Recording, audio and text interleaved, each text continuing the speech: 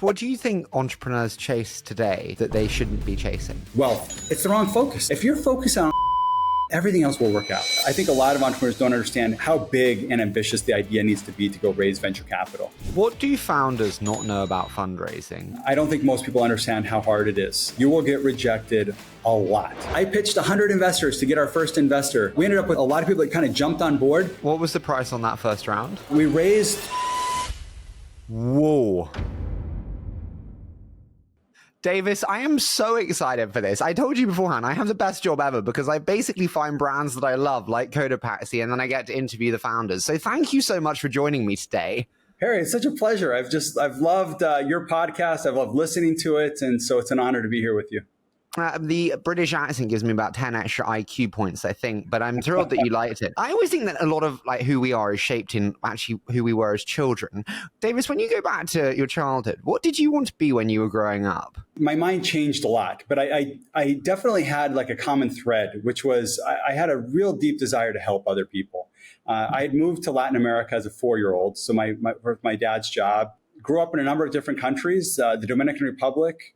It was where we first moved when I was 4. And then we ended up, I spent a bunch of my childhood and teenage years in Ecuador and a few other countries. And so, I'd always known that I wanted to find a way to help people. You know what's so funny? I'm interrupting you here, but one of the biggest commonalities in the most successful founders that I interview is that they move a lot in their childhood. I think it forces you to embrace different cultures, different types of people. How do you think moving a lot changed and shaped you? Yeah, it's a great question. I look at my childhood pictures in school and I just stand out. I look nothing like everyone else around me in my class pictures. And I look back now and I think, there were just such beautiful moments that I had as a child. A lot of times where I didn't connect with everyone, where I didn't fit in like everyone else. And I thought differently. I of course looked different. And I think that ended up being a real strength for me as I got into adulthood, where number one, I had a lot more compassion and empathy for others that maybe didn't fit in. I found myself looking out for those people. And then the other thing is I was okay to think different. It was okay to think differently. And so it certainly, as an entrepreneur, it certainly helped shape that path. I absolutely agree it does. So you get out of college and you start, I heard this from your investors, selling scuba gear and then snooker tables. You're like, okay, you're like, cool, entrepreneurial start. But to the tune of $6 million a year, how did that happen? Just take me to that. Yeah, so I was in college and I met a man named Steve Gibson. He was an adjunct professor at the university, Brigham Young University, where I'd gone to undergrad. He was a successful entrepreneur and had also started, and once he sold his business, he had started a nonprofit in the Philippines. And I admired this man because he was helping pull people out of poverty. I wanted to work for him. I thought, I'm going to work in the nonprofit world. I'm going to work for this guy. I want him to expand to Latin America. And I had this chance to sit down in his office and talk with him. And he instead convinced me that I shouldn't do that I should really, if I wanted to make a difference in the world, that I should become an entrepreneur. So that's kind of this, it totally shifted the way I was thinking about my role in the world and how I could make a difference. And so I started brainstorming ideas. One of the ideas that came to my head was, I started selling dive gear, scuba gear on eBay, just because I love diving and I had no money, but it was like, hey, if I could maybe buy and sell some dive gear here, maybe I could make enough money where I could go on a trip and go diving somewhere. And I kind of discovered this platform of eBay, this market, this amazing marketplace. It was like the invisible hand that you read about in Adam Smith of supply and demand. And one night I was talking to a friend of mine and he mentioned pool tables and it just clicked. It was like, I could do that. I bet I could go to China. I'd studied international studies in undergrad. I hadn't studied business and knew all about China. It was kind of emerging at the time, early 2000s. So you went to China to get snooker? Exactly. Flew to China and with my cousin, the two of us went out there and I found a couple factories. I had Googled pool table factory China. And this is back when the internet, I actually used these AOL discs that would get sent in the mail to our home and that would give you 30 days of free internet. The internet was so early and as a poor college student, it was like I wasn't paying for internet, but I was using these free discs and found a couple factories in China, flew out there and started buying them and selling them on the internet. Okay, so you start buying and selling these snooker tables. Respectfully, like, how did you have the cash to buy them? How did they get delivered to you? I didn't have the cash. But what we decided to do is when we listed them on eBay, we said 10-week lead time, custom made hardwood pool table, 10 weeks. A lot of people probably are like, there's no way I'm waiting 10 weeks. But other people are like, hey, I'm building my house, or I have 10 weeks, no big deal. And so enough people were willing to do it where we actually used customers to finance the first inventory. And then we went to my grandma, and my cousin and I, neither of us came from money. So my grandma, I think she lent us $10,000, and then we went to the bank and we got a small business loan, and I think it was $25,000. And so we just kind of pulled together some money from friends and family, and it just ended up pulling anything we had out of savings to kind of borrowed from credit cards. We got credit cards in the mail that was like, that we use to go finance the business. So yeah. Dude, when you're doing $6 million a year, you're a millionaire yourself, right? Sure. Kind of. On paper, I guess. Yeah. How old were you when that happened? And were you happy when that happened? I asked because I remember being 21 when I made my first, and I had no friends, little in my life. Yeah. I'm just intrigued how you were. It's interesting because, I actually got married when I was in college. So my wife and I, we met in college and we got married. And so married very, very young. And I'd spent 2 years away from college on a church mission in Bolivia. So I finished college a couple of years later than most people do, but I was 22. I got married and then finished college. And then my wife and I had our first baby like immediately after. My life was so different from what most people experience when they're in college and when they finish college. So honestly, I was very grounded. I had so much responsibility. I had to provide. I had to be a dad, and I had to be a good husband. And so my focus was totally different from probably most 23, 24-year-olds. Can I ask, do you ever feel like you missed a bit of your childhood? People often say it to me like, oh, you never had those party days, that you never let it out of your system, you never let off steam. Do you ever feel that? I don't. I felt so much purpose and clarity in my life. This is such an odd thing to be talking about on a podcast, but I've never had alcohol ever in my life. And so I don't have a craving for it. I don't desire it. I don't even know. And honestly, I don't feel I'm missing anything. I have such a fulfilling life. I have a beautiful family. I have purpose. And in a lot of ways, it's a very different. My experience growing up, my experience as an adult has been very different, but it's been incredibly fulfilling. Can I ask, and I had this beautiful schedule, but it's far too interesting. Does the purpose ever waver? And I ask because every entrepreneur starts off with that gung-ho mission purpose, and sometimes you're just not feeling it. Do you ever not feel that purpose and it wavers? I think one of the things I've had since I was a child was a very clear sense of purpose and mission. And so I can honestly say that's never wavered.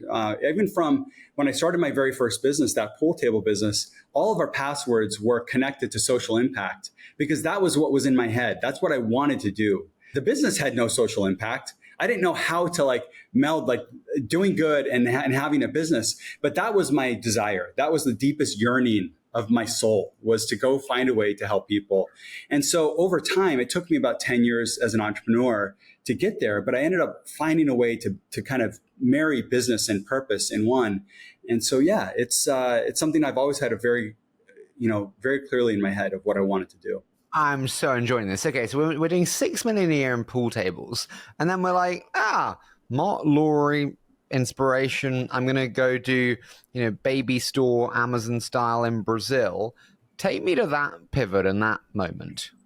Yeah. So my cousin and I, we'd spent about 6 years building this pool table business. It was bootstrapped, no venture money, very early digitally native brand, what we call, what we say today. Back then, that terminology didn't really exist, but made our own brand, sold on the internet. In the pool table space, which is a very small industry, it was kind of the leader in online pool table sales. So, we were proud of it. At the same time, it was kind of a very small industry, nothing to be that excited about. But we built something that worked. And so we decided, my cousin was like, hey, Davis, I'm going to business school. My dream has always been to go to Harvard Business School. I want to go.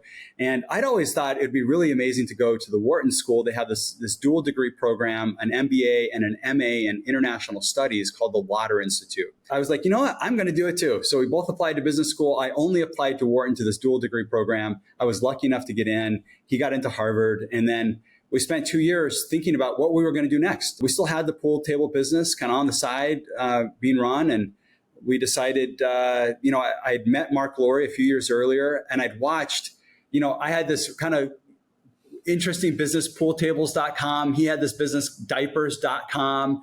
And it was just like, wow, these are fun. It's a fun connection. We started chatting. And over the next several years, I watched his business go from 5 million to 20 million to 70 million. And in the meantime, I'm building this pool table business that's not growing in that way. And I'm thinking, wow, like he's got a much more interesting and exciting business than I do. When I was in business school, a lot of my friends were Brazilian.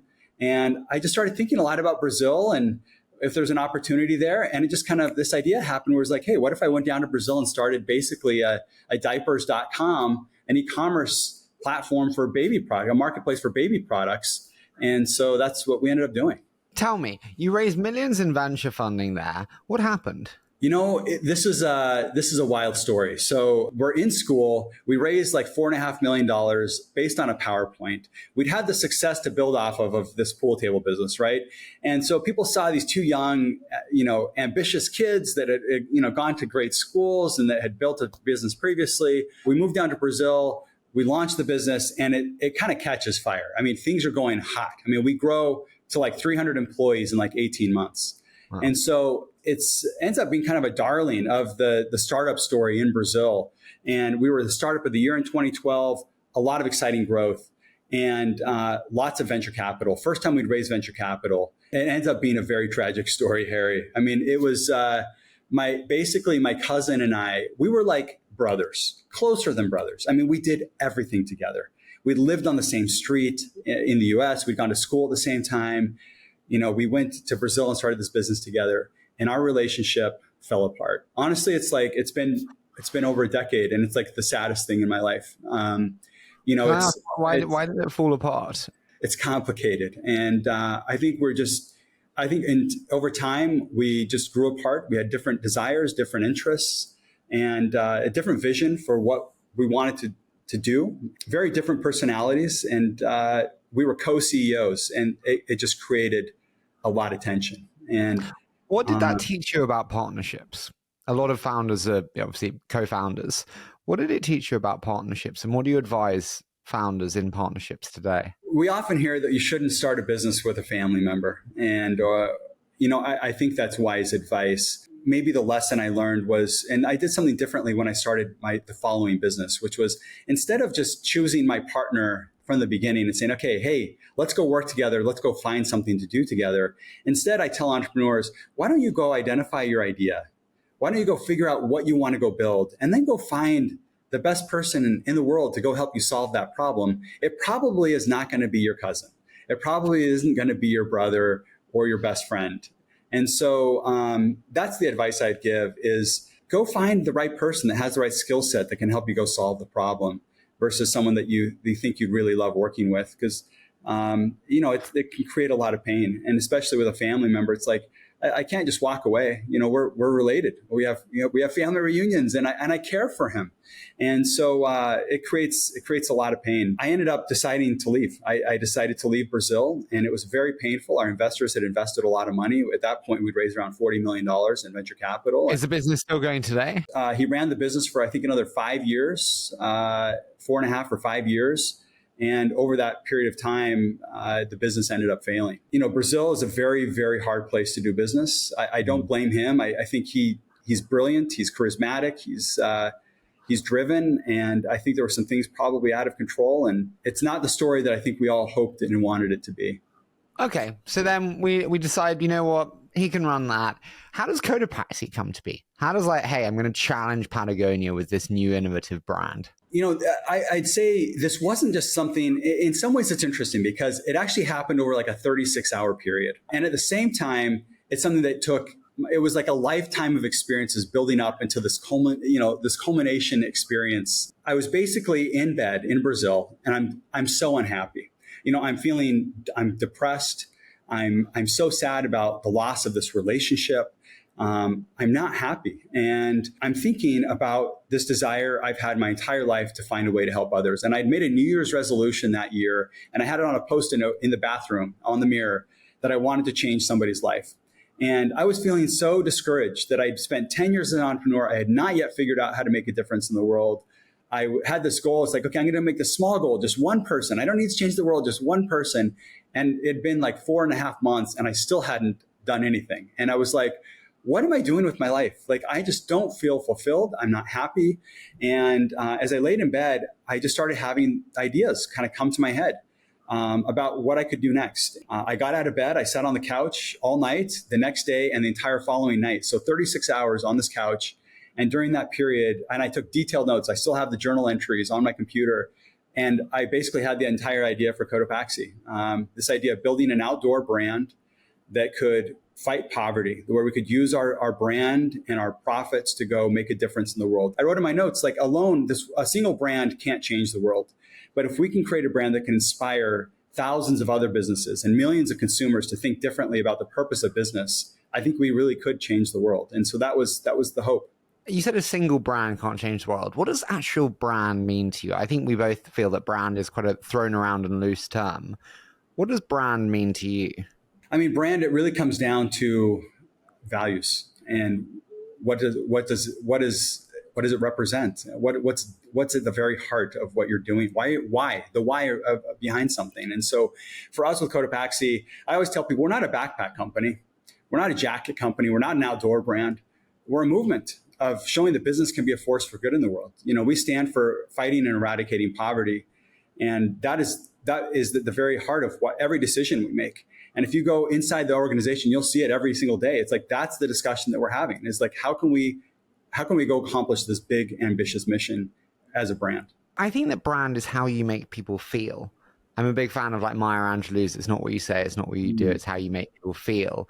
And I think, like Chanel as a brand makes people feel elegant. It makes people feel grace and kind of seamlessness. I don't know if that's the same as values. Do you know what I mean?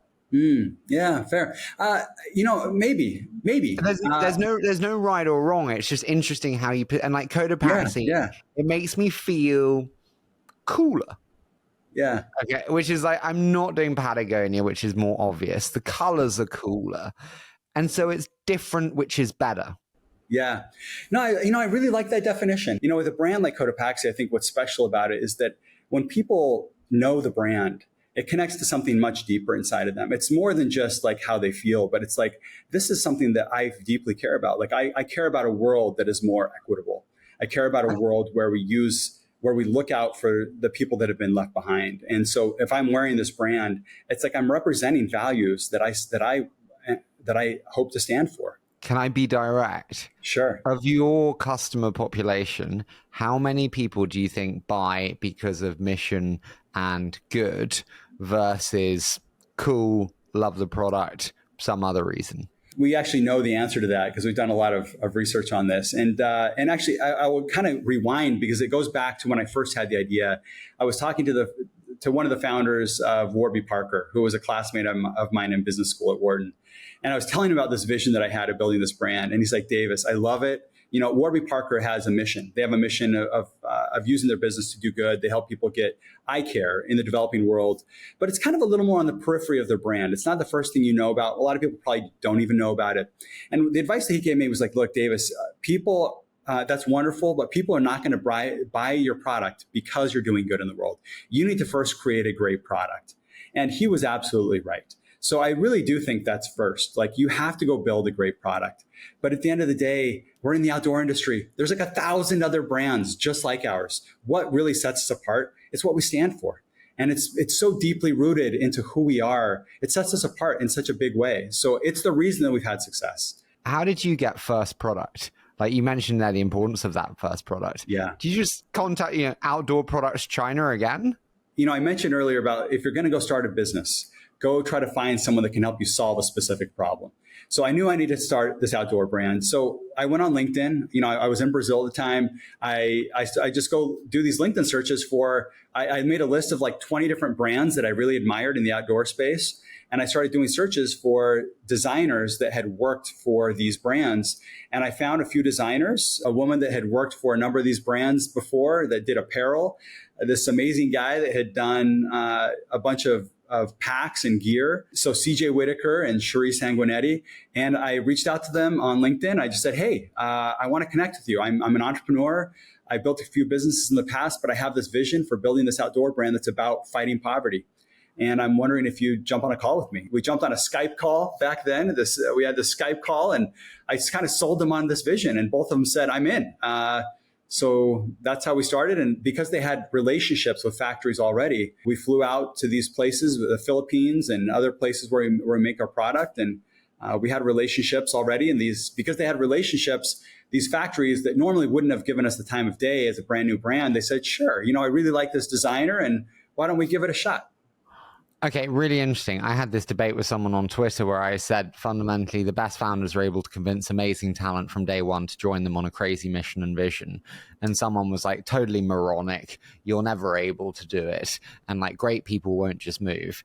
Do you agree with me that the best founders can convince the best talent from day one? Or do you think actually no? Absolutely possible. And you have to get creative. Like, with them, it was like, give them a little bit of equity. And we figured out some creative structure around compensation if we ended up fundraising. If we didn't fundraise, it was like I didn't have to pay anything. So they were taking a little bit of risk with me, but because of that, they got some upside with equity. And it's been a win for them, and definitely a win for the business and brand. And so the greatest entrepreneurs are incredible salespeople. They know how to sell. They know how to sell a vision. They know how to sell an idea. They know how to sell a product. And so you're selling every single day as an entrepreneur. And I think that starts with that original idea and getting people on board. Can I be so blunt? Does Mormonism and does religion help you sell? Because you have to sell early, don't you, in terms of those early years, in terms of like delivering the message of Mormonism. Does that help you sell externally? Yeah. So, as a member of the Church of Jesus Christ of Latter-day Saints, they call us Mormons sometimes. I was a missionary. I mentioned this. I was a missionary when I was 19, 20, 21, moved to Bolivia, and it was a life-altering experience for me. I think about it every single day for the last 25 years. And one of the greatest... Why? Okay, a few things. Number one, I developed such a deep love for the people there. And so I talk with the people I met there almost daily, even after 25 years. Number two, I became so deeply rooted in my purpose in life during this 2 years. I knew what I stood for. I knew what mattered most to me. I think a lot of times entrepreneurs, they're distracted by things that just don't matter. And we forget, and actually I can tell, I'm in Brazil now, and we haven't talked about that yet, but I'm back in Brazil right now. And I'm seeing how it's become so clear to me over the last 6 months of being here, how distracting the world can be. We focus on the wrong things, materialism, buying things. We think happiness comes from the more stuff we have. That never brings us joy. And we've known this for the whole of human history. I mean, like the wisest people have said this for thousands of years, right? But somehow we keep chasing the wrong things. And I think those 2 years as a young 19-year-old, every day was never about me. And as a 19-year-old, usually life is about you. It's like, how do I go get pleasure? How do I go have fun? What am I going to do when I grow up? It's like, it's all about you. But when I was 19, those 2 years, it was every single day you woke up at 6:30 in the morning. Every night you went to bed at 10:30 at night. There was never a day off. There was never a vacation. You woke up and every single day was you're going out and you're looking to serve and help people. And so it changed the lens in which I saw the world. Can I ask, what do you think entrepreneurs chase today that they shouldn't be chasing? Wealth. It's the wrong focus. I think so many entrepreneurs today, the reason they go start a business and what drives them is like, how much money can I raise so that I can make as much money as possible? And it's the wrong thing to focus on. I think if you focus instead on why do you exist? What is your purpose? How can you make the world a better place? How can I give them a life-changing experience working with this brand? How can I make sure they're compensated fairly? If you're focused on the things that make your team happy and on add value to the world, everything else will work out. I think that's where entrepreneurs get it wrong. They spend so much time focused on things that really are the wrong thing. And I think it ends up hurting them. Does this mean that you shouldn't raise venture capital? If you shouldn't be chasing wealth, should you be raising venture capital? Yeah, you can absolutely raise venture capital. I mean, I think, there's obviously different ways to build businesses. And, I have the pool table business, which is a longer story there. We sold it. I actually bought it back a few years ago. So I actually own the business still, the pool table business. It's quite a bit bigger than it was, back when I went to college, when I went to grad school. But, it's a relatively small business compared to Cotopaxi. But we converted to a benefit corporation, and we're using the profits to fight poverty as well. So, I found a lot of joy in that. I've had two very different experiences. One business where I own outright, and it's bootstrapped, and then another business where we've raised venture capital. It's grown very, very quickly, and I have all sorts of different pressures, external pressures that don't exist with the pool table business. And so, there's different ways. There's not one way that's right or wrong. But if you go to VCs, I'm a VC for my sins. Yes. If you go to me and say I'm not chasing wealth, great, but I kind of want you to be.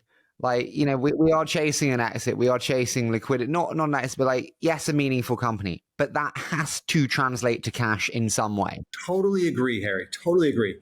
And this is what's unique, I think, about Cotopaxi. The thing is, my focus is not personal wealth. I have enough. I live a very simple life. I don't need much. But what I am chasing, I'm ambitious. I'm ambitious because I want to go do something that's going to be significant. And I want to go build a brand that's going to change the world for the better. I want to eradicate extreme poverty in my lifetime.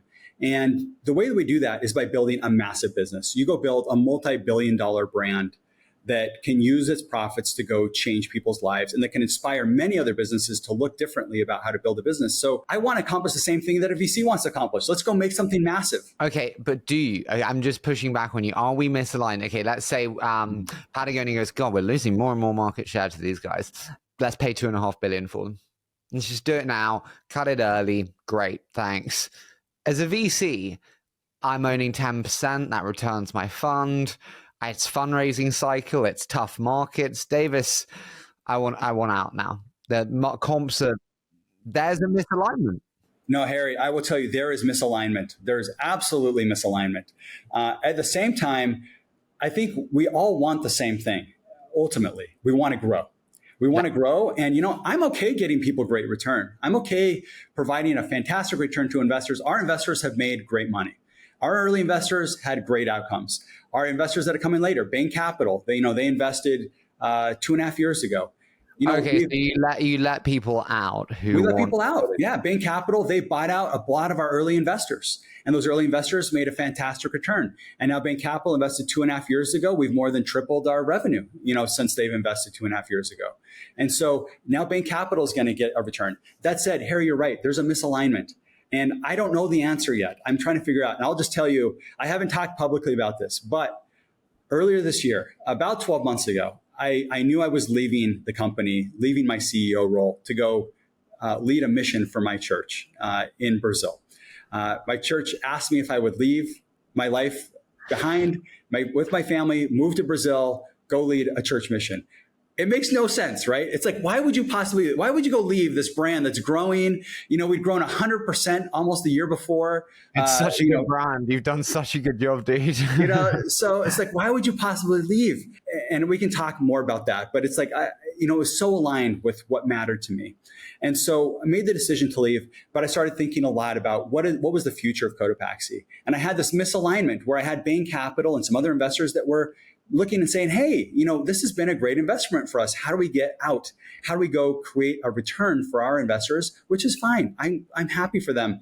At the same time, I want to build a brand that can be durable over decades. I want to build a brand that's not beholden to an investor. I want to build a brand that's beholden to our mission and our purpose. And so I actually went out and I tried to fundraise. And I went through a process about 6 months long that was painful. I pitched over 100 different investors, lots of family offices. And I told the story of this brand that was over 100 million in revenue, that was growing, at this crazy rate. It had been profitable for 4 years. I thought, this is a great story. I'm going to be able to go raise money from an investor that's committed to at least 10 years. That's what I'm looking for. It's like, I want someone that's committed for 10 years. I failed. It was painful. It was sad. Like I was so disappointed in myself. And I would say I pride myself in knowing how to fundraise and knowing how to tell the story. What do you think you did wrong? I don't know. It was probably a combination of a few things. Like, number one, timing of the market, very hard market. Anything in the public markets, as we all know, is just a disaster. So, that definitely impacts things. I think part of it too, maybe too ambitious. I wanted to restructure the organization that took power away from investors and gave power to our foundation to go drive decisions, to go, to use the business truly to do good. And at the same time, promising great returns. It's like, we are going to be a multi-billion-dollar business. We will. It's just a matter of time. And we're profitable and we'll continue to be profitable. But we don't want to be driven to make the wrong decisions, because that's the biggest thing that we need to protect as a brand is our purpose and our mission. And so I think I was too ambitious. And I think there are not enough investors that say, hey, I'm willing to stick to something for 10 years. Do you think, respectfully, I don't know how to say this without being too direct, with that, your purpose-driven goodness is kind of concerning for investors? Sure. Yeah, I'd say for many investors it is. But the thing is, it was when I started the brand, same thing, right? It's like I pitched 100 investors to get our first investor. Kirsten Green at Forerunner, she backed us. I pitched 100 investors in our first to raise that seed round. And we ended up with a lot of people that kind of jumped on board, but I led with our mission. It's like, we are building a brand that is going to fight poverty. We're going to use profits. And actually, we're going to use money before we have profits to go fight poverty. So I really needed investors that bought into it. And some did. A lot didn't. What was the price on that first round? We raised $3 million and had a 7 pre, 10 post. Whoa. Yeah, this is back in 2014. We hadn't sold anything. It was just literally a PowerPoint. And but you know what? People believed in us, and Kirsten and those other early investors, they made the right decision. They invested in what ended up becoming a really great brand and a great investment for them. Harry, the interesting thing though, I will say, I don't know, I can't really explain why. Our first major investor, Kirsten Green. Our second major investor, Ellie Wheeler from Graycroft. Our third major investor, Brooke Harley. Our last investor was Bain Capital, Cecilia Chow. There's a trend. Women are leading rounds in our business. I really believe that women better understood and understand purpose in business than men did. And it's not that men didn't invest. We have male investors that believed in us. We've had some amazing, incredible investors that are men. But oftentimes it was women that kind of led and believed first. But yeah, you're right. Many investors, because of our mission or purpose, are like, I just don't know that this is right for us. What do founders not know about fundraising that you think they should know, given the many rounds you've tried and successfully sometimes and not successfully other times raised? I think a few things. Number one, I don't think most people understand how hard it is. You will get rejected a lot. And it's a tricky balance to understand when do you walk away and you say, hey, I'm just realizing that the market isn't right, the timing isn't right, I'm not at the right place as a business to go raise money, or being persistent and saying, hey, I've got it right, I just need to listen and figure out how to better present what I'm trying to build to connect with investors. I hear a lot of times young entrepreneurs saying, hey, I've tried to raise and for whatever reason, I've been rejected 10 times. And it's like, oh, 10, yes, of course you're going to get rejected if you only pitch it 10 times. You need to go do this a lot more. The other thing is, I think a lot of entrepreneurs don't understand how big and ambitious the idea needs to be to go raise venture capital. A lot of times I'll send a deck and say, hey, I'm going to go raise money. Here's the deck. I'm looking 5 years out. They're raising, they're selling $15 million of product or something. It's like, venture capital is not going to fund that business. You need to go build something that's going to do $1 billion in revenue. You need to have that vision, and you need to go sell that vision to an investor, and with confidence. And you need to go have the data behind it to kind of explain how you're going to get there. So yeah, I think people a lot of times don't understand what VCs are looking for to make sure you're aligned in terms of what kind of returns they need to get. They know most of these businesses are not going to make it, so the ones that do make it need to be very, very big. I totally get you, and I agree. Are there any other misalignments you think between venture investors and founders? I think liquidity is one big one for sure. Are there any others that you think is? Well, it depends on the founder. There's the founder that just kind of wants to make as much money as quickly as possible. Let's build something, scale it, sell it, get a bunch of cash and live like a king. They're going to feel, actually, honestly, they're going to be more aligned with a VC. It's founders like me that are maybe a little bit more misaligned because I'm not driven by the same economics. Do you think we are missing a product for founders like you? And what I mean by that is I think funding is a product too, and there's different types of customers. But I have a 10-year fund life cycle and I have a 2-year extension. I have to provide liquidity. It's my job to my investors, my responsibility. Do you think we are missing funds structures that are much longer term? Because the only ones really are permanent capital vehicles, which is quite a limited supply. I believe we are, and only based on the experience I had in the last 12 months. Like, I wanted permanent capital. And even in the last 12 months, since I started that fundraising process, I think business has increased 50%. It's like, it would have been a great investment for someone that would have come in and said, hey, we believe you've already been growing on this amazing tear. We believe in your vision and we're committed to a 10-year commitment or a 15-year commitment. And it's like, let's go build this together. Let's go build the next multi-billion-dollar brand. But very, very few investors are committed to that kind of timeline. Everything's so short-term minded, which is frankly, this is the world we live in. Everyone is focused on short-term versus long-term. How do I get happy quickly? How do I go satisfy this instant desire that I have? Is it bad to chase happiness? I heard somewhere, I think it was Walter Isaacson say that, Elon Musk's specialty is he doesn't actually ever look for happiness. Is it bad to chase happiness? I think when you chase happiness, we're oftentimes chasing the wrong thing because just the human nature, we think what brings us happiness is things that don't. We'll never find happiness when we're thinking about ourselves. And I found the most happiness when I'm working towards a greater cause. This last 6 months for me has been some of the greatest joy. Was I scared to leave Cotopaxi? Absolutely. Was I sad to leave? Very sad. I'm still sad. I love that brand. And it was the greatest professional achievement of my life. And I loved every minute of it. I'm still sad thinking about walking away from that. And at the same time, every minute of my day these days is focused on someone else. This is what truly brings joy, what truly brings happiness. This is the stuff that fills the soul.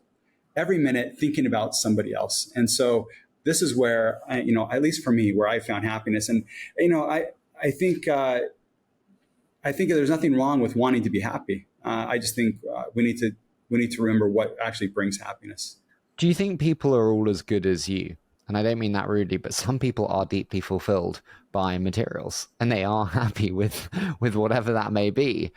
Everyone is different, or is everyone the same, do you think? Everyone is different for sure. But at the same time, I think humans were wired very similarly. I actually have a hard time believing that materialism brings anyone lasting joy. And I think just part of being human is like we care deeply for others.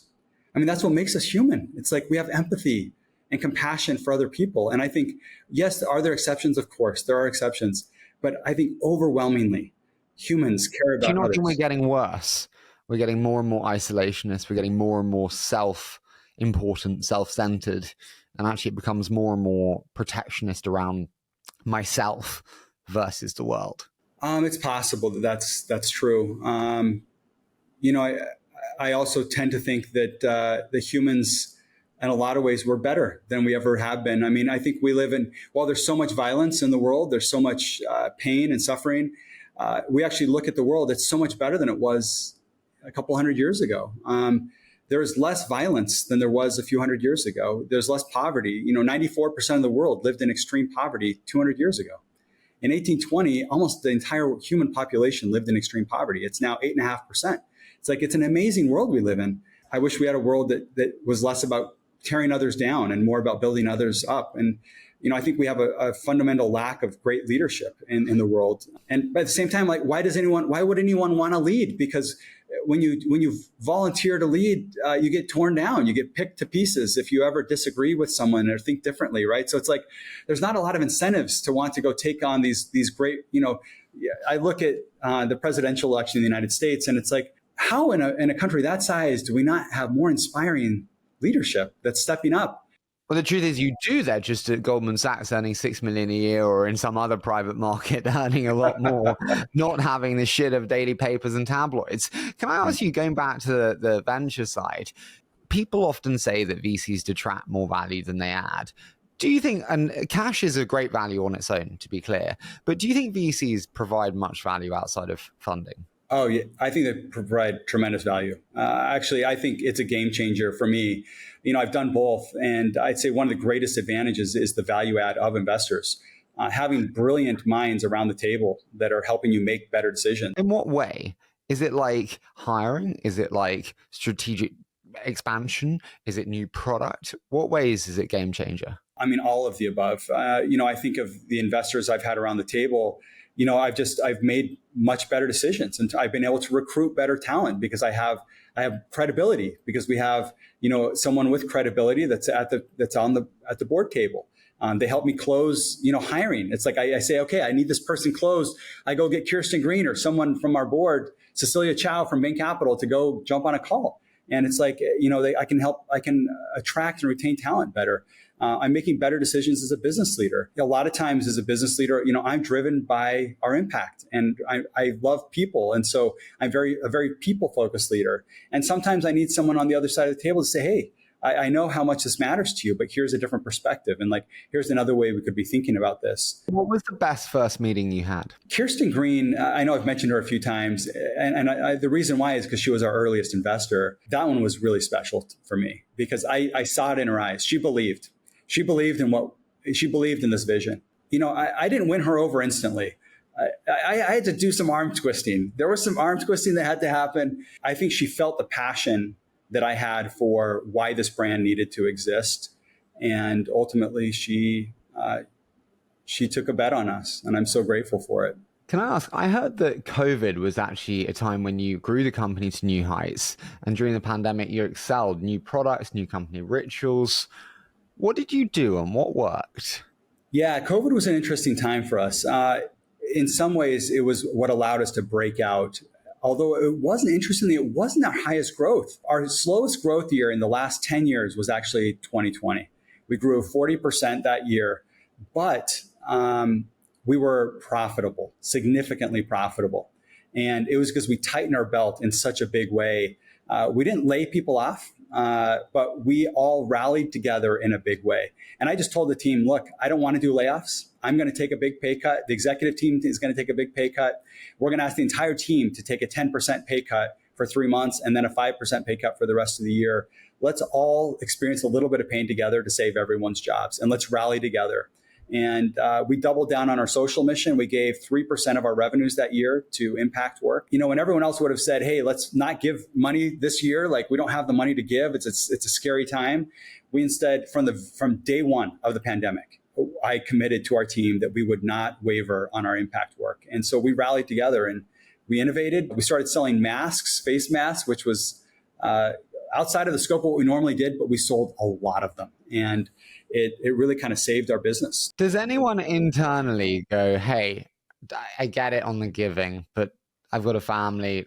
If I don't need to take a pay cut and you're making me take a 10% pay cut, come on. Well, look, we have a team of believers. They are not there because this is a career move. They're there because it's a calling. They feel called to this work. And at the end of the day, we ended up giving everyone what they'd given up at the end of the year. We gave everyone bonuses. We gave them everything that they'd given up and more. And what I think we all believe is that when we do the right thing, when we commit to our mission first, the business is going to be better. I really believe that. The reason that our business has worked is because of our mission. Is there any time when doing the right thing and the business being better are at odds, be it margin optimization, be it letting go of people, whatever that may be? Is there ever a time when doing the right thing and the business are at odds? Of course. And I think in the short term, yes. Maybe, one quick example. When I was in Brazil, I was living in Sao Paulo, 20 million people, very busy city. Traffic is crazy. It would take an hour and a half to 2 hours to commute 8 kilometers, 5 miles. I wanted to see my family. I had 2 little girls at home, and I wanted to be a great dad. And so I decided I was going to leave the office at 5:30 every single day, which in Brazil was unheard of. Most people would work till 7 or 8 or 9, especially in a startup. It's like, what are you doing leaving at 5 or 5:30? And I actually had one of our investors say, Davis, if you leave at that time, the entire team's going to leave at that time. And I said, I'm great with that. I want these people to go home and balance their family life and this work life. And, in the end, what ended up happening was people did leave when I left. And we also ended up recruiting some of the most amazing female talent in the country, because we started having a huge number of female executives that heard about this and said, you know what? I want to be a mom too. I have kids at home and I don't want to just work till 9 p.m. And this is a place that respects families. And so we had men and women that started joining our team saying, I want to work at this place. I'm willing to take a pay cut. I'm willing to wait, to go to join the startup that's high risk versus, this big company I'm at, because I want to go be part of a brand and a culture that aligns with my values. So I think in the short term, sure, maybe. But I think in the long term, when you're doing the right thing, you end up having great results. Oh, I'm going to get into trouble for this, but fuck it anyway, I'll do it. I don't, and I'm just kind of teeing you up here, but I don't think you can be truly, truly great and have balance.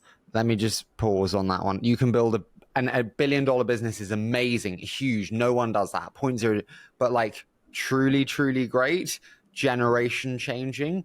Patagonia, they say, let's go surfing, let's go surfing. Speak to anyone that works for him. It's like the most intense full-on culture you could ever have. Like if you want to build a $10 billion plus, there's no balance. You know what? I think I disagree with this one. I disagree. I think. Can you name me one? Let's just look at the Cotopaxi case, because that's the case I know the best, right? Yeah. It's like, 10 years. And for 10 years, did I put a lot of work into the business? Of course I did. I put a lot of work into the business. I worked a lot of long hours. And at the same time, I really did have balance. And it's not that every single day was perfectly balanced. That's not, of course, not the case. But when I look at the whole of my time building this business, I was very balanced as a father. I've got 4 kids. I spent a lot of time with my family. I spent a lot of time doing social impact work that I care about. I spent a lot of time volunteering with my church. Several nights a week, several hours each night, Sundays, for 12 hours a day. Like I prioritized the things that mattered to me, and they weren't just work. And at the same time, you look at what Cotopaxi has done. Are we a multi-billion-dollar business? Not yet, but we will be. If you look at the percentage of businesses that have started in the last 10 years, we are in the top 1%. And so I think we're a great example of a business that has shown that, yes, you can have balance and you can still build an extremely efficient and great business that's doing great work. You don't have to put in 120 hours a week, 100 hours a week and not have any balance and torch, family relationships and everything else just to go build a business. I do have to ask, do you ever think about like what it means to give effectively? Because I speak to many, billionaires who have philanthropic arms of family offices, and all of them say actually that it's so much harder to give than it is to make, which, sounds like the thing a billionaire would say. But how do you think about like effective giving? And do you have to own the vertical of giving entirely to be effective? No, in fact, I'd say you shouldn't own the vertical entirely to give effectively. I think you specialize in what you're great at. And as a brand, we specialize in building a great brand and building great product. And we then identify the world's best nonprofits, the nonprofits that are out in the world fighting poverty, that are focused on the areas that we believe are really critically important: education, healthcare, livelihood training. Those 3 pillars we believe are inextricably linked to poverty alleviation. We're not going to go start a nonprofit that's solving education challenges for Venezuelan refugees in Ecuador. But we can find a nonprofit that specializes in that. And we can go donate to them and support the work that they have. And we can go help tell their story and the amazing work that they're doing. And so, I've definitely learned a lot of lessons about giving. When we first started the business, I was leading our impact work, not because I was an expert, just because I was passionate about it. And we didn't have someone that had more experience. And so I chose a few nonprofits that I cared about to go support. One of them was a little orphanage in Bolivia. And what I found out about 10 months into the business, we hired a chief impact officer. And she had worked for Salesforce. She led the Salesforce Foundation. She'd done all this great work. And she came in and she basically told me I was doing it all wrong. And she was right. I hadn't been disciplined enough in identifying what were the specific root causes that we were tackling. How are we measuring the impact that we were having, and how did we report on that impact work? And so we now have, every year we release an impact report that I would say I've never seen a better impact report that's more thorough, more transparent. And I think bringing in experts that know how to give is going to be a key to doing it right. Can I ask you, speaking about kind of bringing in talent, a CEO transition is a really hard thing to do, as you said about your love for the brand and how much of a part of you it is. Can you take me to the CEO transition and your biggest lessons having gone through it on what it means to do CEO transition well? This is the most painful thing for a founder, right? Is when you get to the point where you recognize I may not be the right person to continue building this brand and leading this brand. Was that it here, though, or was it the calling? Do you know what I mean? I would say it's a little bit of both. They kind of coincided simultaneously. This is one of the advantages of having a great board, is they help you see blind spots. And my board was so proud of the work that I'd done in building this brand. And at the same time, I started hearing from board members saying, hey, we think you'd benefit from having a right hand, a company president that had done this before, that had taken a business from 150 million in revenue to $1.5 billion in revenue. You've never done that, Davis. And they're right. I had never done that. I had no idea how to do that. And so I started thinking a lot about, okay, what kind of person... Do you need that, Davis? You'd never sold scuba gear either. You'd never sold snooker tables. Everything we're told, you need someone who's done it before, but it's always the first time for someone. And I'm just pushing you here. Maybe you did. No, for sure. And could I have stayed and kept doing it? Sure. I probably would have figured it out. At the same time, I care a lot more about, I want to go have the biggest impact we can possibly have. And if I can get someone to come in and do a better job than I could do, I'm going to go have a bigger impact. It's not about what's best for me or what I want. It was really about, how do we go have the biggest impact? And so I listened to the board and I thought, you know what? I think they're right. I would benefit from this. And I started a process. Bain Capital gave me a handful of search firms to go talk to. I talked to 4 or 5 of them. I didn't hire any of them. And I decided I'm going to go run the process myself. And Bain Capital was like, that is a mistake. You should not do it. You should hire these professionals to go do it. But look, I asked them to give me blind profiles of people that they would go put in this role. I looked at these lists and it was like, number one, I know 30% of the people on the list already, and they're people I would not choose for this role. Or I'm looking at them and it's like, these are not the kind of people I'd want. And I felt like if I pay them a bunch of money and Bain Capital is on my tail, saying, hey, who are they bringing to you? Who's going to be the best person? Once we narrow it down to the top 1 or 2 or 3 people, I'm going to be forced to choose one of those people because we just ran this expensive process. Instead, I said, hey, I know what I want. I know what the brand needs. And so I'm going to go run the process. I reached out to about 100 different friends, Joey from Allbirds being one of them and a bunch of others. And I just said, hey, who are the best leaders you know? When you think about a consumer brand leader, who are the best leaders you know? Who are the people I should be talking to? And former president of the North Face that I reached out to, who has become a friend, he said, hey, there's one person that I think you should be talking to. His name is Damien Wong. He's the CEO of Eddie Bauer, but he previously led product at Patagonia. He led product here for me at the North Face. He is brilliant, maybe the most talented product person in the outdoor industry. I don't know that he'd ever leave his job at Eddie Bauer, but if you could get him, he'd be amazing. So I get on this phone call with Damien and I start telling him about this vision for this brand. And it turns out, the name Cotopaxi is named after a volcano in Ecuador where I lived as a teenager. It turns out that Damien had done a study abroad when he was at Duke for 6 or 9 months in Ecuador. He'd climbed Cotopaxi, the volcano. He felt deeply connected to our mission. Both of his parents are immigrants. So it's like all of a sudden it was like he was this dream person that you just would hope that someone like him would be willing to take the role, was interested. The only problem is he wanted to be CEO. He didn't want to be president. He didn't want to be my right hand. And I had some other options that were really great right hands that would have been happy being president forever. And at the end of the day, I just decided, I'm not in this so that I can be the CEO forever. I'm in this to go have an impact. And so I chose to hire Damien. And then shortly thereafter, my church asked me if I'd be willing to go to Brazil. And so it all kind of lined up and worked out perfectly. Weird question. Do you think Patagonia have lost their roots in terms of that outdoors nature? Now they're the VC parody of, corporate jackets, and they're corporate jackets all over the world. I'm sure a lot of their revenues in corporate jacketing and the like, and it's probably 5% that is outdoors. Do you think they've lost their way, and do you worry about losing yours? I don't know if Patagonia's lost their way. I would probably say no. I don't think they have. I think they've stayed true to their mission incredibly well over decades. And in fact, this last move, I think, by Entrepreneurial was brilliant in a way to protect the brand and say, hey, we don't care about getting the most money out of this business for me or for shareholders. I think they've been very true to their mission. The cool thing about Cotopaxi is our mission has always been about our purpose. It's not about being the top of the mountain, the most hardcore outdoor brand. Yes, we make incredible outdoor gear. I think the one thing that I'd love to do better, though, than what I've seen Patagonia do, and this is coming from someone with deep admiration for Entrepreneurial and for Patagonia.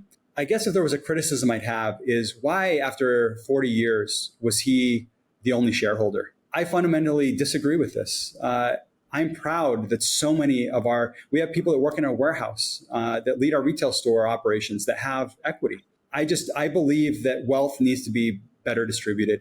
And I actually think it's a win for Cotopaxi I don't want to give the company away to a foundation.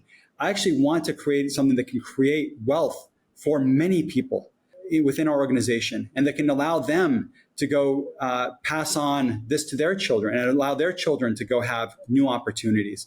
I want the business to continue doing good, but I think there's a way to preserve our mission. I'm a believer in capitalism. I believe that capitalism, if it's done right, and it needs to be done better than it has been, but I think that it can solve a lot of problems. And that's something that I aim to maybe do a little differently. Can I ask you, you mentioned a couple of times about, you're being a father. We have many, many, many thousands of fathers that listen to this and parents that listen to this. What does being a great father mean to you, Davis? Well, first of all, I'll say that being a father is the most important role that I have in my life. And it brings me the most fulfillment of anything I've ever done. I'm not a perfect father. And, I think it's hard, to your point, it's hard to balance the ambition to go build something great and to be excellent at it and to be a great dad. One realization I had a few years back was that I was being more deliberate and intentional about my company culture than I was about my family culture. I've been very specific in Cotopaxi about identifying core values, about being specifically creating rituals and traditions that reinforce the values. Every single day, I tracked and measured our culture. So how do you track and measure culture? It's traditionally quite intangible. How do you track and measure? There's a number of great tools. One of my favorites is actually a company called Office Vibe. It sends out polls through Slack. We use Slack, and I measure literally every day. I'm tracking and measuring our culture, and I can slice the data based on gender, based on tenure in the company, based on all these different metrics. I can look at each department, and I can kind of see where there are issues, where there are problems, and I can identify things before they blow up. And so I can start seeing trends. I was so intentional about my company culture. And when I came to my family culture, the organization that mattered the most to me, I was not following any of those things. And so my wife and I actually we sat down and we identified the values that mattered most to our family. And we put them on our wall, and they're aligned with the SMITH, our last name, Smith. Each one of those stands for something. Our children all know what they stand for. Once a week, we have a meeting with the whole family, a family evening that we have together, and we talk about our goals. We talk about these values. We've created rituals and traditions that have changed our family culture. And so I think being a great dad is being intentional. Well, so Smith, if you're able to share, I don't mean to pry, I'm just intrigued. What do they stand for? So I'll talk about a few of them. So S is being selfless, and it's around creating a culture where we think about others before ourselves. And so, right now it's December 12th. We're planning right now with our family a visit on Christmas Day, December 25th, to go visit an orphanage. And our kids are using the money that they've been saving to go buy some gifts. And it's less about what are we going to get for Christmas and more about how can we go help others. And so we're always thinking of activities and creating all these rituals and traditions around being selfless. I is for intellect. It's this idea that we love learning. And so one thing that I realized, this is, years ago, before we identified these values, I saw our two girls that they would love watching this TV show. And I'd come home from work and they'd be watching this TV show. And I'd be like, why aren't you reading a book instead of watching the show? And I'd say that all the time, and it wouldn't change their behavior. It wasn't until we became more intentional and we started creating this tradition where on Sunday afternoons, when we got home from church, we'd go into our bedroom, and we had books and we had snacks and blankets and pillows, and the whole family, we'd all get together and we'd all read a book for an hour, and we'd eat snacks, and we just had this fun moment together in quiet. And then at the end, we'd all share what we learned in the books that we were reading. And that changed our family culture. All of a sudden, I saw my kids reading books throughout the week because they'd gotten into the book on Sunday. And so those are some examples of some of the ways that we've used that intentional, those values, just like I did in business, but within my family organization. What are the biggest mistakes you see parents make today? You've obviously scaled teams, seen many parents evolve, grow. What do you think the biggest mistakes that you see parents make around you are? Honestly, I think time. We can't make up for time. I mean, we can create all the rituals and traditions we want, but if we're not giving our children time, you can't make up for that. And so I think that's the biggest mistake people make, is they think, I'm too busy. I'm too busy to go spend the time, and I'll go make up for it by taking them on it. I'll take them to Disneyland, or I'll go buy them something that they want, an iPhone, or those things will never make up for lost time with your children. And they grow up so quick. I have 4 kids. My 2 oldest daughters are older now, and I have 2 little boys that are 5 and 8. And so I watched my daughters and how fast they grew. And it's sad to watch how I miss those early days when they were little. And we have to give them time. Does your marriage change post having children? Oh, it's just gotten better. It's so fun. But it is different. I mean, our first child, it was, we were so young that we kind of grew up together, my wife and I. Were you nervous? You're like 24. Yeah, I was terrified. I was terrified. Yeah, I had to it wasn't about me anymore. It was like I had to be a supporter, and my business had to work, because if it didn't, it was like other people were going to suffer because of me, right? So it created a lot of pressure. And at the same time, it was the best thing that ever happened to me. I had to grow up. I had to grow up very quickly, and I had to focus on what mattered most. And so families are a gift, and I'm just so grateful. What do you know now that you wish you'd known when you became a father for the first time? You can call yourself up and say, hey, Davis, you should know this. I think I've gotten better and better at, I kind of look at it as a matrix, and it's you have love and expectations. You have to have so much love, but also high expectations. I need to balance those things. And so I think sometimes as a parent, you're tempted to just show so much love, but you're not willing to correct. You're not willing to push them to be the very best they can be. Or sometimes as a parent, you're criticizing, you're too critical of a child, and they don't know how much you love them. And so I think this constant balance, and I think I'm getting better and better at it, which is they have to know how much you adore them, how much you love them. And when they know that, and then you give instruction on how they can be better, they're a lot more willing to listen to it, especially with teenagers. So that's something I wish I would have better understood, as a young parent. Listen, Davis, I could talk to you all day. I want to move into a quick fire round. So I say a short statement, having just peppered you with questions about your marriage changing with children, which was entirely on the cards. I'd love to start with, what piece of content would you most recommend someone engage with today? If they were to pick up anything, video, movie, book, passage, whatever. The content that I've been most into the last, I'd say 6 months. It's interesting because I wouldn't have said this 6 months ago. And it's very specific to the role I'm in today. And many people that are going to listen to this are not religious. And I'd say that's great. The parables of Jesus Christ, mind melting for me. I've been studying them deeply the last 6 months. They are so deep. They are so profound. And there's so much meaning in them that's beyond the surface. And I found, as I study those parables, that content, this is some of the greatest content that's ever been created.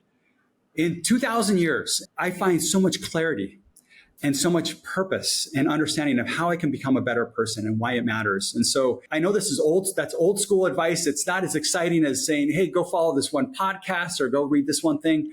But, for me, just given in the phase that I'm in right now, I'd say it's been some of the best content that's ever been created. Behind 20 VC, Davis. Just Behind important. 20 VC. Behind 20 VC. Just set expectations. We don't want anyone upset when they do engage. Tell me, what have you changed your mind on in the last 12 months? Well, I talked to you about that failed fundraising process. And I was so convinced 12 months ago that I would never take this company public, that I didn't want to sell it to anyone. I just wanted to stay independent and private forever. And I'd say I've changed my mind. I'm open to all options. Why did you change your mind there? All that matters to me is that we stay true to our values. And if we can do that through an M&A process, if we can do that by going public at some point, going public is, I have a number of friends that have taken companies public over the last few years. It has been depressing. It has been depressing to watch what they've gone through. So there's not a lot. I look at that and I'm like, why would I ever want to do that? But I think at the right time, let's say Cotopaxi is, 500 million in sales and has, 75 or 80 million dollars in EBITDA. At that point, it's like, it's stable. The business is stable. I think that is kind of a phase where you could go public and it would be okay. I think a lot of companies are going public way too early. They're not profitable enough. They're not stable enough. They're not meeting expectations of investors. And I think that's the biggest risk is, going public too early. But if we did it at the right time, maybe it would make more sense. Do you worry about public market valuations of consumer brands just crushing your potential? Like, we mentioned Joey and Allbirds. Just pure. I love Joey, and I know you do too. Tough ride there. Tough ride across the board for all things consumer. Warby Parker, it's not easy either. Do you worry about that? Of course. No, of course I worry about it. And I think this is the challenge with public markets is, Joey is a great example. Allbirds, their peak valuation versus where they are today, it's down like 95%, right? Or more. But their revenue is still, they have a great company. They have an incredible brand. Joey's done such a beautiful job in building this company and they've got great product. And so, they've had some challenges and, revenues, I think have maybe shrunk a little bit. I'm not sure, not 95%, but the public markets, they're so fickle. And so it creates a real challenge to run a business when you're so dependent on what the public markets are valuing the business at. That's the nice thing about being in the private markets. VCs, PEs, they're not going to look at your business and devalue the business by that much just because, a hiccup in the business. You can choose a dinner guest, all right? Dead or alive. Who would you choose to have dinner with and what would you ask them? I love adventure. I love risk taking. I love seeing the world. I love discovering things. Every year I do a survival trip or two where I go survive on an island, bring no food, spearfish, eat coconuts, build a shelter. I love this type of thing. And so I love reading about explorers. I love reading about people that have done really hard things. So Ernest Shackleton is just this figure that I just admire so much. I love the story of the Endeavor, the HMS Endeavor, and how, he goes down, gets stranded in Antarctica for 2 years. They live on this iceberg, basically, and everyone survives. Like, he is such an inspiring figure. So someone like Ernest Shackleton is someone, or Roald Amundsen, the Norwegian explorer. There's some really great explorers that I'd love to have at the dinner table. Tell me, what one word do you want on your tombstone? Service. I hope that one day, if I were to be remembered by anything, it's just that I cared deeply for others, that I loved others, and that I used my life to serve. And I think it's what brings me the greatest joy and satisfaction. And if I had to be remembered by anything, more than by a brand I built or anything else, it would just be that I loved and served others. What do you most want to change in yourself? No one's perfect and everyone has things to change. Like, I'm very selfish. I've been trained to be selfish because I'm like the face of the business and it relies on my face, which isn't a good face, obviously. I would like to change that. What would you like to change?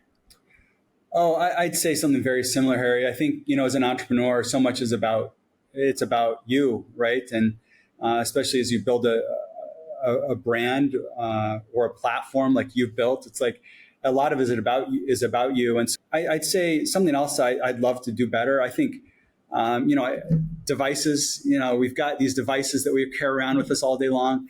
They're such a distraction. And I find myself just sucked in ways that I wish I wasn't. I wish I would spend the time that I spend on that phone distracted by things that just are irrelevant, inconsequential. I wish I was spending more of that time with doing things that mattered. And so that's something that I'd like to do better and better. Penultimate one. What's the most painful lesson that you've been through that you're actually pleased to have gone through? Well, I've had some painful experiences. I've talked a little bit about one with a lost relationship and a failed business. But, the last 6 months for me has been painful. This has been hard. Leaving everything behind. We moved into an apartment here in Brazil. And, I wake up every morning and go to bed. Like, it is just the most intense work that I've ever done in my life. It is physically, mentally, spiritually exhausting. And I'd say the first 2 months were incredibly painful. Why? A lot of discomfort. I don't know what I'm doing. Like, I'm used to leading a business. Like, this is not a business. The language, like I'm having to communicate in this language that, I grew up speaking Spanish and English, like Portuguese. I speak Portuguese, but not like I want. And I'm having to communicate difficult things. I'm working with, I'm helping these young missionaries, and I'm hopefully creating people that when they're done with their 2 years of service here, that they go back and they become their generation's humanitarians. They're the people that are out there making the world a better place. They're out looking out for the good of others always. And at the same time, they're here going through a really hard time themselves. They just gave up 2 years of their life. They're leaving college and their families behind to come here. They're learning new languages. They're going through they're getting rejected all day, every day. They have their own mental health challenges. Like, they're such amazing people, these young people. I'm so inspired by them. And at the same time, I'm having to communicate with them in this language that I hardly speak sometimes. And or that when someone's crying and they're pouring out their soul to you in a language that you're like, I'm not even capturing 50% of what you're saying. It's like, I'm stressed out.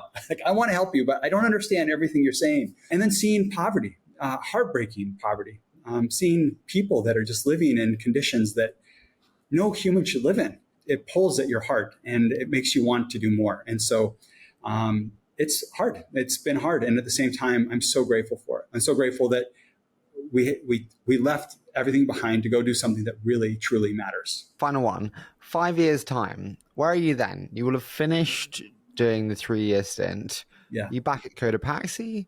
Are you doing something new? Are you doing another 3 on 10 seed round?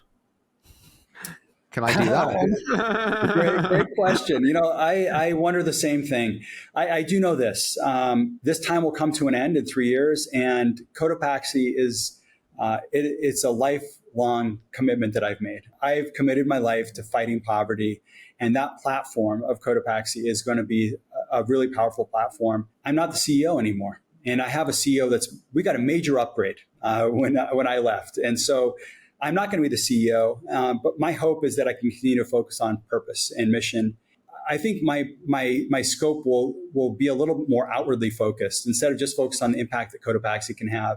I hope that I can go out and rally other business leaders and brands and businesses to join us in this movement of doing good. And so I think that's what I'd like to spend my time on when I get back. Davis, I've loved doing this. The breadth of this conversation has been phenomenal. You've been incredibly patient putting up with me. Thank you so much for joining me today, and I've loved it. Well, Harry, thank you. You're such a kind and thoughtful interviewer.